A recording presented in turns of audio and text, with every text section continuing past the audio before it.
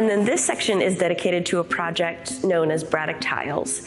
And Braddock Tiles is sort of part of a long arc of work that started in a small town outside of Pittsburgh called Braddock, Pennsylvania. And in this town, like many towns in the US, was suffering a major recession, and there was a huge loss of jobs and a huge loss of architecture. Buildings were getting knocked down left and right, these huge, old, beautiful, historic buildings.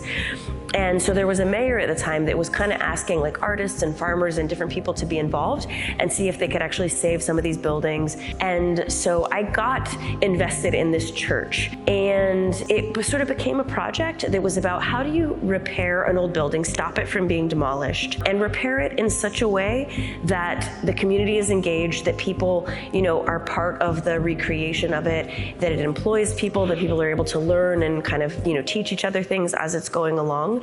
And so one of the projects that happened along the way, so I had this kind of crazy idea to have folks in town be employed to hand make like thousands of tiles to fix the roof of the church.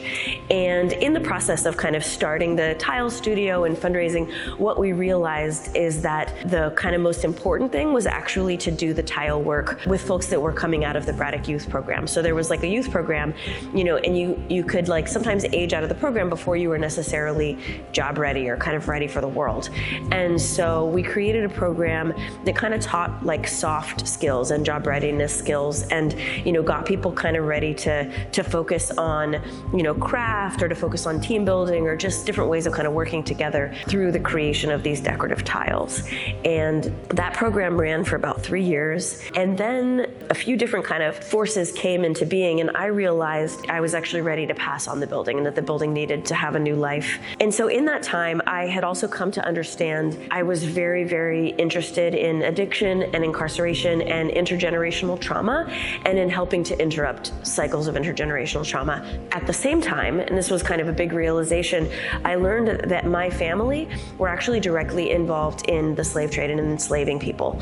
And I realized that there are a lot of people, white folks in the United States, who are really ready to start talking about reparations and what that means. And I realized that for me, kind of understanding that the ancestors of so many white Americans, this is like, we're talking millions of people, that our ancestors really set off a cycle of intergenerational trauma, and that we still see the effects of that intergenerational trauma years and years later, not least of all in cycles of addiction and incarceration. And so when I realized that I was ready to start kind of doing things to tangibly interrupt those cycles, how I started that was there was a house also in Braddock that I donated to a place called Zakaya House, to a woman named Ronna Davis, who's a leader in the Black community and who works largely to serve the Black community with folks coming out of incarceration, coming out of drug addiction, out of homelessness. It's a kind of a transitional housing for folks to get back on their feet, and she helps people just put their lives back together. And so I donated this house as an act of reparations to Ronna, and I saw that incredible job that she did with turning it into a woman's house. And so I said, okay, you know what? I think she might be the person to take over this church. And so I reached out to some other people who also have an interest in reparations, and I said, would you want to help us to fix this church? And so somebody anonymously helped put the roof on the church. And then I made a big Kickstarter campaign. I said, okay, this is it. This house is going to become post-incarceration housing. It's going to be part of Zakaya House. Can folks help me and fix all the windows? And so the last step of fixing this church, after we did all the work, with the tiles, and we did all these tiny little repairs, and the last kind of big repair that we did was fixing all the windows.